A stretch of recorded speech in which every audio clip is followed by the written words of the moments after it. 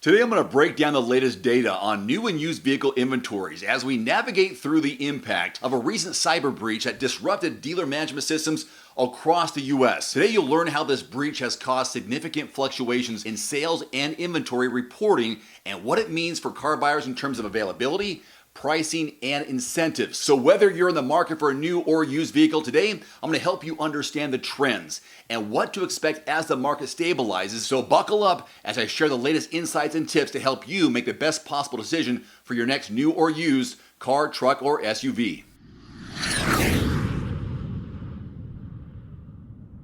The automotive industry has been on a bit of a roller coaster lately, all thanks to a major disruption caused by a cyber breach at a key dealer management system supplier back in June. This breach created significant volatility in how sales and inventory were reported, and the effects are still being felt today. So as of August, we've seen a sharp drop in the day's supply of new vehicles. As a result, a 43% decline from just a month prior. This means that while inventory levels have somewhat stabilized, we're still seeing a lot of variability. Right now, the total unsold new vehicle inventory in the US stands at 2.8 million units, which is down 3.5% from July. The good news? We're starting to see 2025 model year vehicles hit the showroom floors. Brands like Mini, Honda, Genesis, and Volvo are leading the way, with 40% or more of their inventory being 2025 model vehicles. On the flip side, brands like Dodge and Chrysler are still dealing with excess 2023 models,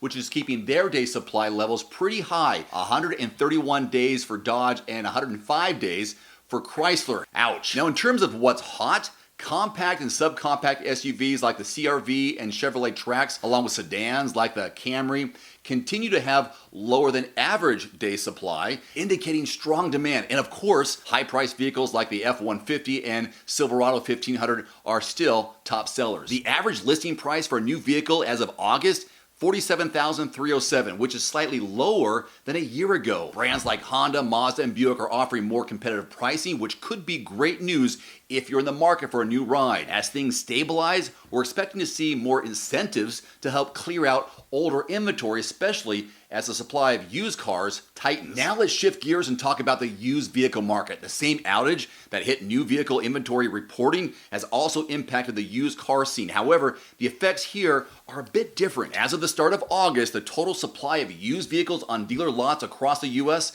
was 2.17 million, down 3% from the previous year. This is also a decrease from the 2.2 million units we saw at the start of July. The market saw a surge in both new and used vehicle sales towards the end of July, which helped bring down the day supply metrics. As a result, the day supply of used vehicles dropped to 41 days at the beginning of August, down 12 days from July and 7 days from last year. That's a significant improvement. Even with these fluctuations, used vehicle sales were up 27% month over month and nearly 15% year over year. The average listing price for used vehicles rose slightly to $25,415, driven by a higher proportion of 0 to 2-year-old vehicles being sold. However, prices are still 5% lower than they were last year. Affordability remains a big concern, especially for vehicles priced under 15 grand, where supply is particularly tight.